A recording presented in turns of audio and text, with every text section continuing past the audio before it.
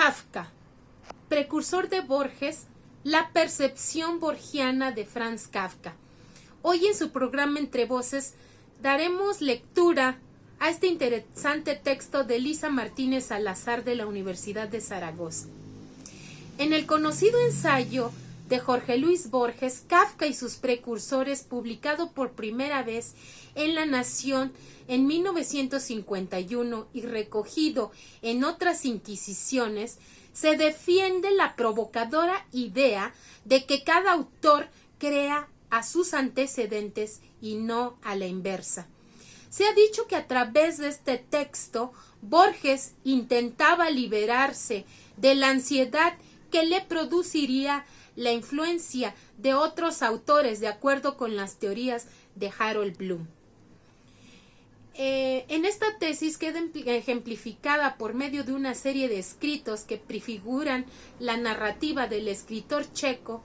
No se trata de mostrar que Kafka leyera sus textos, sino de plantear que quien ha leído a Kafka se acerca a otras creaciones literarias, aunque sean anteriores, con una nueva mirada, inimaginable sin la existencia de la narrativa kafkiana.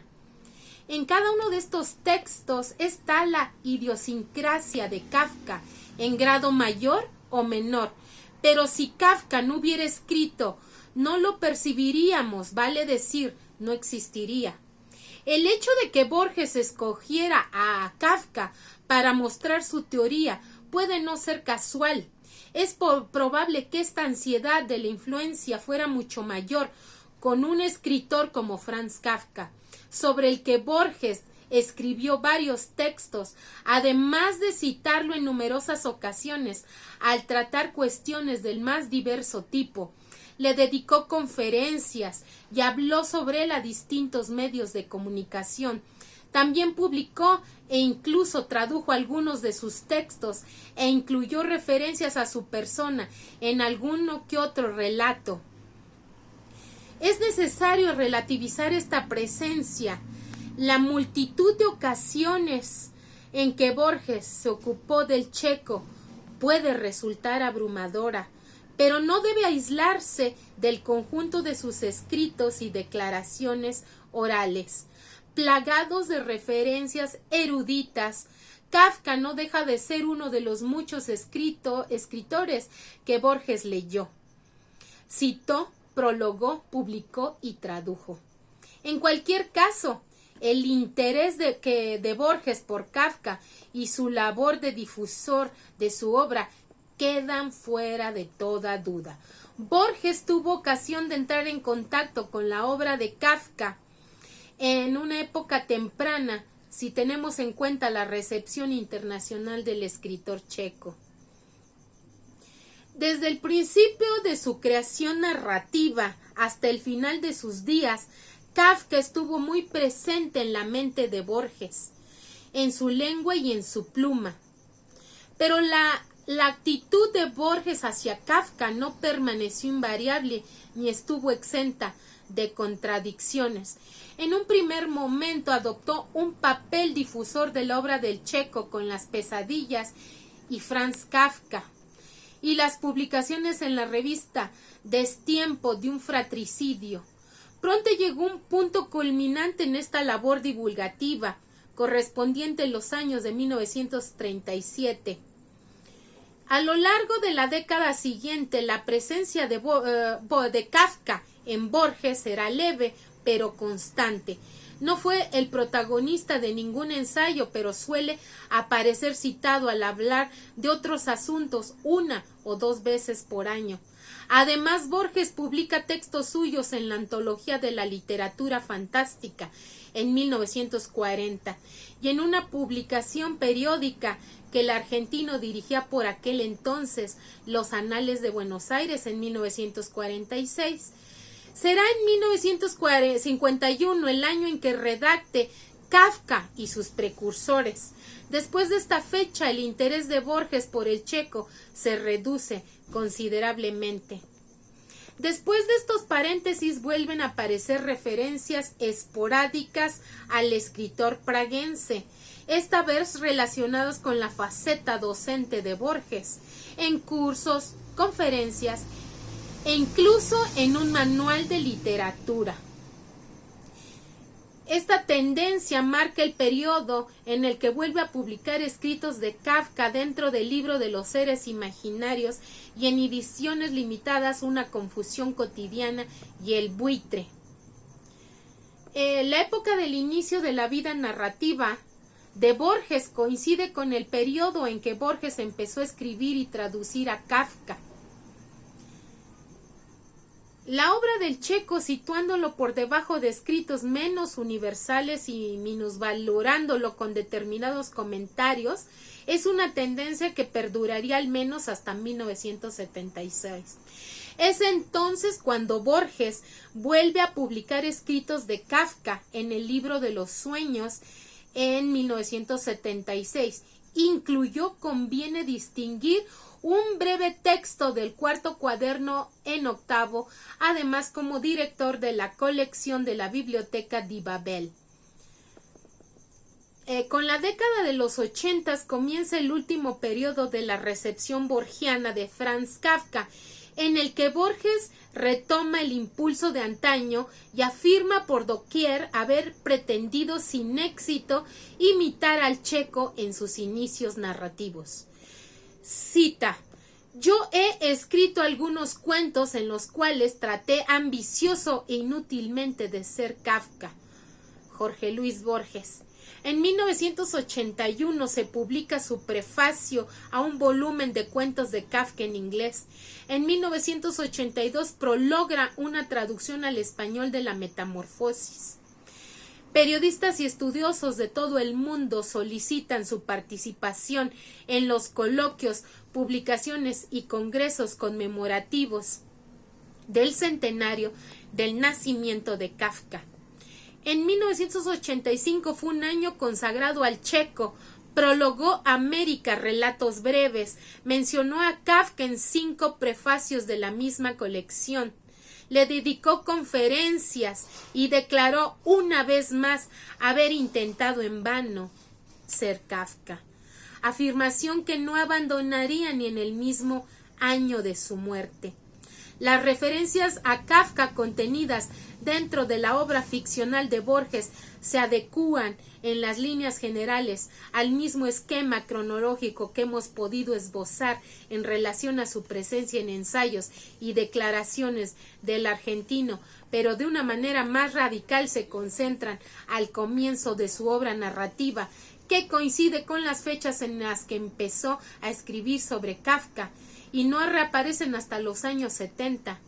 En la primera época de las alusiones a Kafka más o menos veladas que aparecían en algunos relatos constituían una suerte de llamada de atención al lector sobre el modo en que Borges había transformado en ellos algunos elementos de la estirpe kafkiana.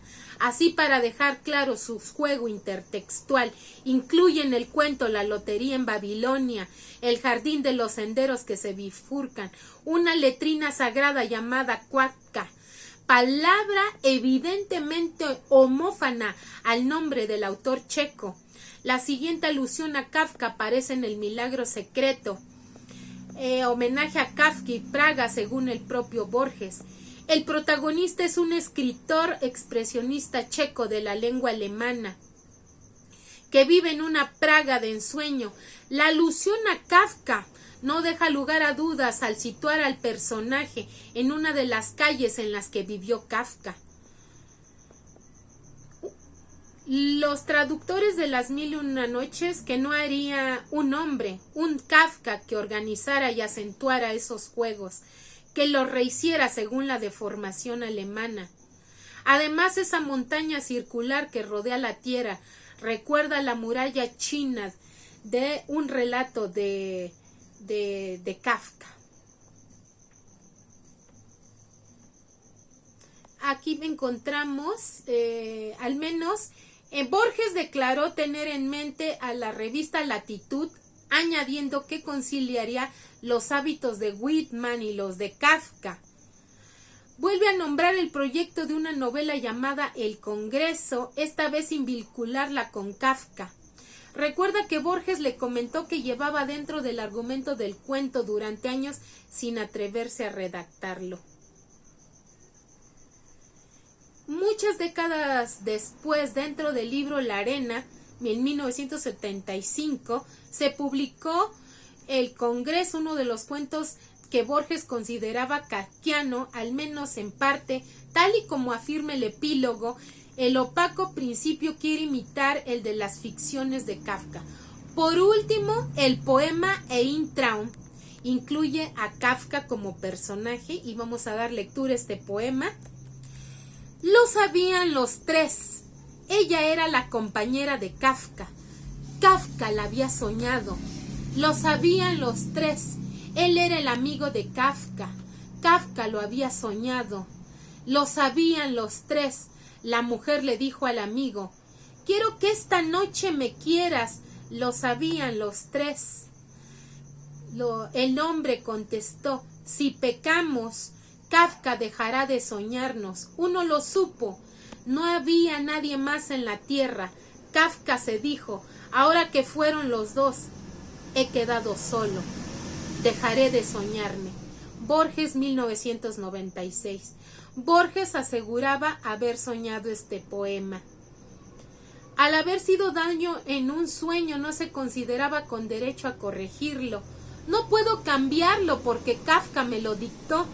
Sin embargo, el título bien puede ser un guiño a la prosa temprana de Kafka con el mismo nombre, aunque nada que tengan que ver ambos textos. Recapitulando, si Borges llevó a cabo una auténtica labor divulgativa de la obra de Franz Kafka, especialmente de su narrativa breve, cuando éste aún no era mundialmente famoso, consagrándole diversos ensayos, publicando traducciones de sus textos e introduciendo alusiones a su literatura en algunos de sus primeros relatos, esta omnipresencia del checo parece diluirse después de otras inquisiciones, especialmente entre 1956 y 1966. ¿Por qué ese silencio? Pareciera que por medio de Kafka y sus precursores, Borges hubiera logrado deshacerse de un demonio que lo perseguía, de un padre literario cuya presión debía eliminar. Sin embargo, los motivos de este cambio de actitud bien pueden ser más mundanos. Por esas fechas, Borges escribe asimismo un menor número de obras de ficción. No volvería a publicar un libro hasta El Hacedor en 1960. El fin del peronismo le había permitido convertirse en director de la Biblioteca Nacional. Se había quedado ciego y con el premio Fomentor en 1961 había adquirido prestigio internacional. Probablemente la ceguera y el trabajo limitaban su escritura. Por otra parte, Kafka sería ya un escritor consagrado y Borges prefería ocuparse de autores u obras menos populares. Cuando Borges volvió por fin a referirse a Kafka, lo hacía en ocasiones de un modo que nada tenía que ver con la admiración de sus comienzos. No se trataba de menosprecio, sino una forma de pose de indiferencia, que parecería relativizar la importancia de un escritor que ya formaba parte del canon. A Kafka ya no le hacía falta un defensor ni un vocero. Este cambio de actitud desde la admiración hacia un escritor poco conocido hasta las críticas hacia el mismo autor una vez consagrado no era extraño de Borges. El mismo trato recibió, por ejemplo, James Joyce, con el que también pareció reconciliarse finalmente. La relación de Borges con Kafka atravesó por distintas etapas que eran las posturas que tomaba el argentino ante un escritor que indudablemente admiraba. La emulación, el silencio, la minusvaloración y la exagerada exaltación. Kafka parecía un fantasma que lo perseguía.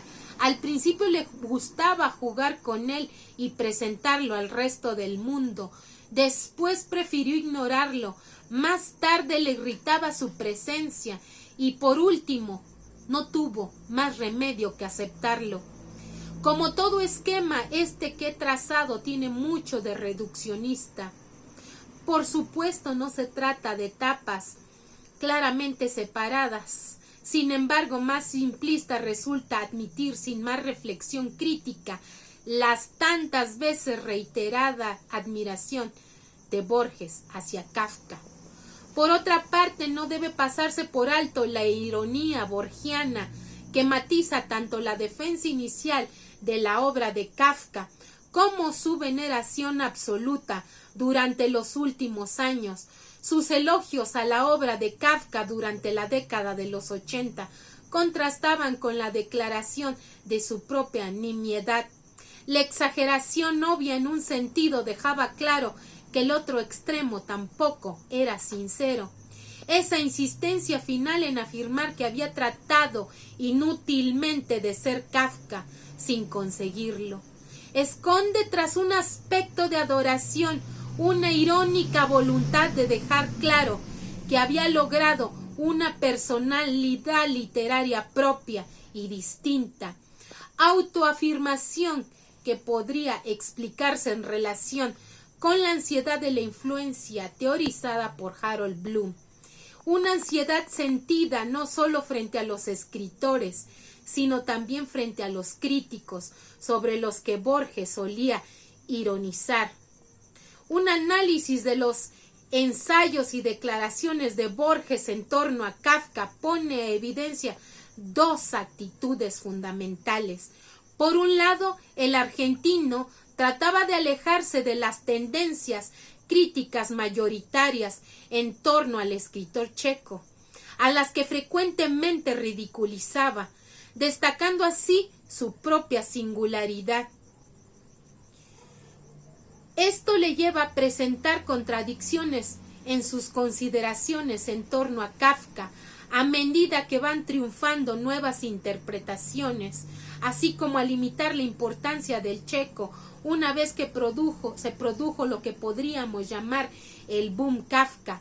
Por otro lado, Borges destaca de la obra kafkiana aquellos aspectos que vinculaban la escritura del checo con la suya propia, presentando a un Kafka absolutamente borgiano, obsesionado por los laberintos e el infinito. Borges no aprendió de Kafka la expresión literaria de esos conceptos, sino que la reconoció en su obra, convirtiendo así a Kafka en su precursor, de modo que, parafraseando el ensayo Kafka y sus precursores, Kafka ya no se puede leer con los mismos ojos después de haber atravesado el universo borgiano. En otro lugar he analizado el componente humorístico de la recepción borgiana de Kafka, una letrina sagrada llamada Kafka, el humor en la recepción borgiana de Franz Kafka. Les agradecemos por sintonizarnos en esta emisión.